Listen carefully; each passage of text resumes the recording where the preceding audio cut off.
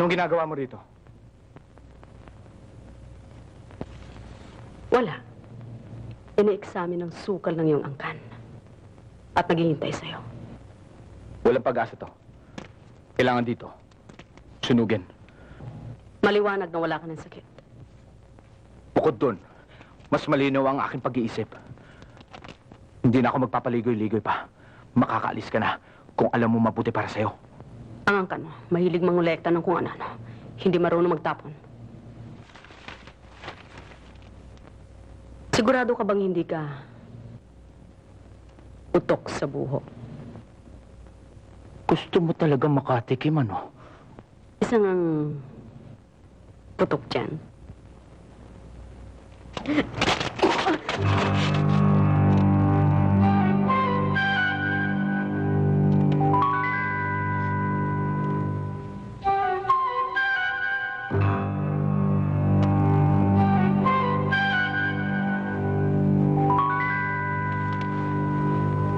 Enjoy ka, no?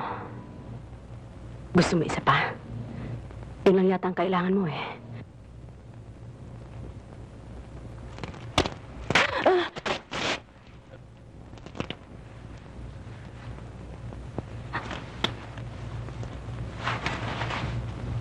Hindi ka tao.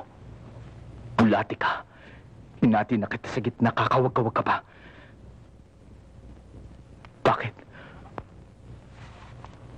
May sakit ang Diyos nung ipanganak ako. Huwag mong gamitin sangkalan ng Diyos. Wala tayong Diyos. Wala tayong pag-asa. Anong alam mo doon? Alam mo ba kung paano magutom? Ikaw na ipinanganak na kung wala mang Diyos, ay mayroon namang isang prosesyon ng yaya. Ikaw ang mukha mo. Parating isang tambak. Para kang parating sawi. Pero sa iyong gunik-guni lamang.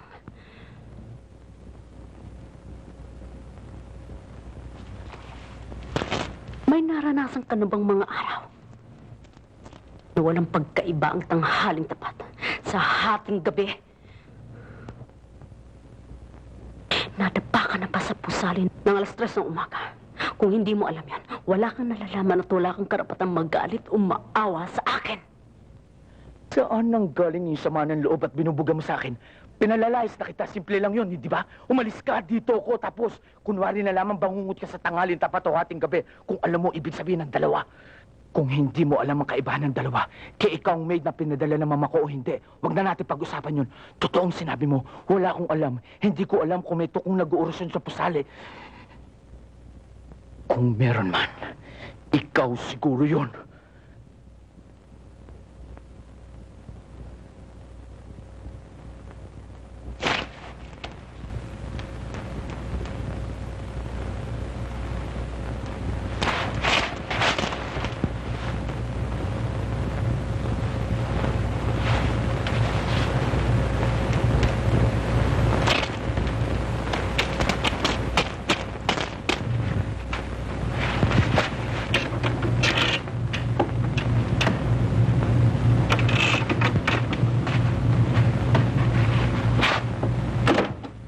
Ako kaya ang umalis, hindi ikaw.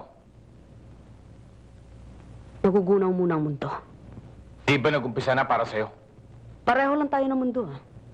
Baka gusto mo muna magluto bago ka umalis. Gusto mong gawin kong papait ang bituka mo. Kakanin mo? Okay lang.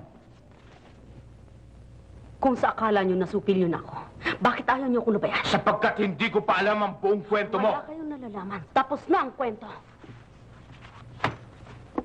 Siguro kailangan paarayin muna kita, ano? Kumakit ang ulo mo, gusto mo na masahe? Mas simple siguro ang aspirin. At pagkatapos ay maghurumentado ka na. Wala na akong lakas para makipagtunggali. Nakatagpo ka rin ng katapat mo, hindi ba? Mas matangkad ka sa akin, hindi ba? Eh kung sabihin ko sa iyong kinalulungkot ko ang mga nangyari at magkahiwalay tayong magkaibigan. Tapos na ang ating away. Tapos na rin ang ating pagkatayo. Mahirap kang kalimutan. Ikinalulungkot ko. Hindi ako maaaring makiramis yung problema. Diyan ka nagkakamali. Pwede kang idamay. Huwag na. Para na rin sa'yo sariling kapakanan. Bigla-bigla naman yata nagkaroon ka ng simpatiya sa akin. Baka lang makalusot.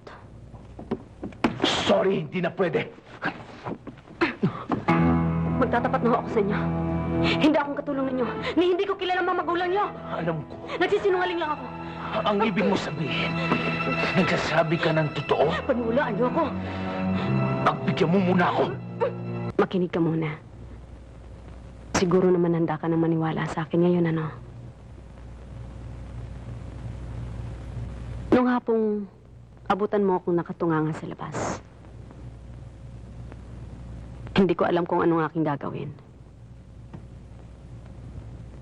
Naranasan mo na ba ang matinding pag-iisa? Yung parang lahat ng tao nakikita mo ay estatwa at ikaw lamang ang may buhay dahil sa ikaw lamang ang umiiyak. Kalalabas ko lang ng kumbento noon. Tama ka sa mga basaring mo.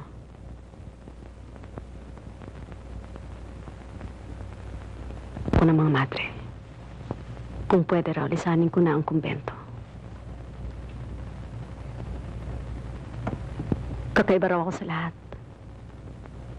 Marunong nga magtrabaho. Hindi basta santa, pero kakaiba. Dahil sa maski raw pagmamahal ko sa Diyos, ay may kahalong kapusukan at nakakahawa. Isang buwan pa lamang ako sa loob, binigyan na kaagad nila ako ng babala. Hindi ko sukat akalain. Paikot-ikot ako ng vegan nung araw na yon. Isip ng isip, halos mapaliw. Iniisip ko ang kahiyang idudulot ko sa aking mga magulang kapag nalaman nilang katotohanan.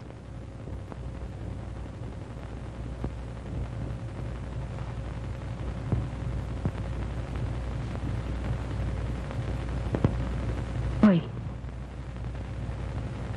huwag mo kong tulugan. Hindi ba gusto mo marinig ang buong kwento ko? Yun na lang natitira sa akin ngayon, ang magkwento. Yan ba, nagdayok ko sa ating player. Maawis kayo amin ang buhay at pelikula ni Jackie Chan. Snake in the Eagle Shadows. Dahil ang pelikula ko napintas, makay ayaw. Awis kayo amin kakapsat ng dayo. Hanyang pagparusay.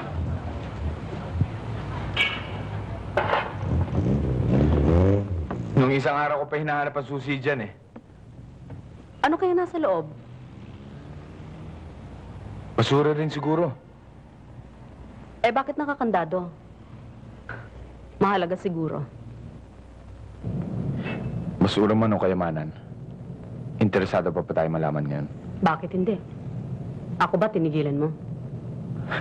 Tinulugan nga kita eh. Pinanaginipan pa. Kaya mo bang mag-isa rito? Bakit may tinatanong? Iniisip ko, uwi ako sa Maynila ng 2 araw. I-check ko yung maid na sabi ng mama na daratnan ko rito. Kung hindi, ikaw yun. Siguro may nangyari sa kanya. Kung may nangyari, asahan mo, hindi magtatagal darating dito sa mama. Ayaw mo magkakilala kami? Hindi mo yata alam ang sinasabi mo. Bakit hindi mo siya dalhin? Pwede kasi pwede. Pero meron ba tayo na pagkasunduan? Ano pang dapat natin pagtalunan? Wala.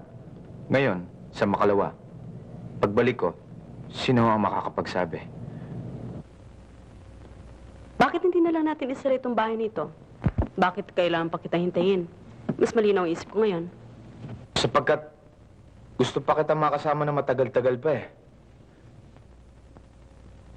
May duda ka pa ba sa akin? Wala. Sa sarili ko ako may duda ngayon eh.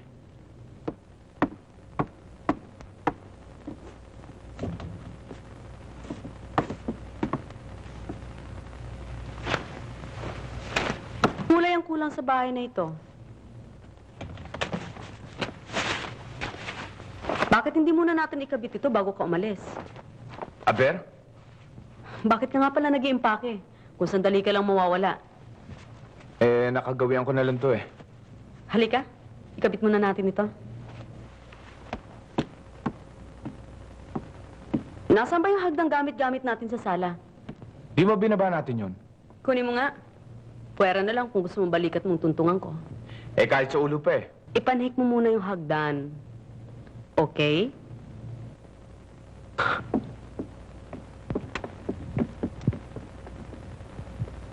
Ewan ko kung bakit ayaw ko ng tabing-tabing.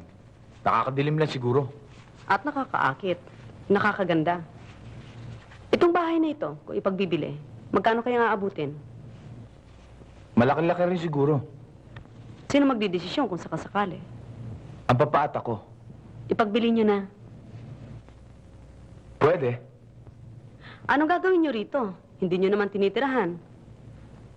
Pakiuro nga. Hindi maglalaon, pababagsakin ito ng anay. Bago mangyari yon, di ipasa nyo na sa iba, hindi ba? Na kaninong pangalan niya ito? Sama mo? Bakit hindi mo ilipat sa'yo? Tutal, ikaw lang naman ang magmamana nito eh. At saka ikaw lang ang arkitekto sa pamilya. Kaya ikaw ang may karapatang magdesisyon. Oo. Sigurado ka ba makapag-iisa kung wala ako? Siguradong sigurado. Anong oras na? Baka inaasahan mo may makakain tayo? Wala. Kaya kung alis ka, umalis ka na. Tamang-tama lang ang pananghalian sa San Fernando.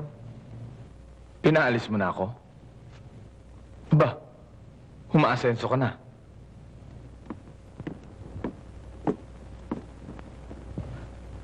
Kakailanganin mo ng bagong kandila.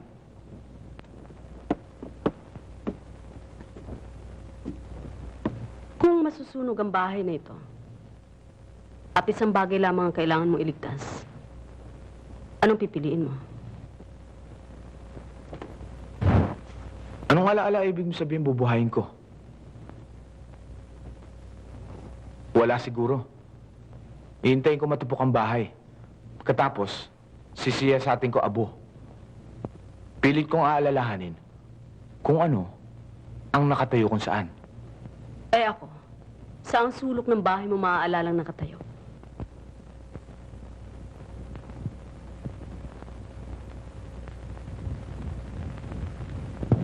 Dito. Dito. Dalawa. Sa muli yata pagkikita. Paalam. Sa ngayon.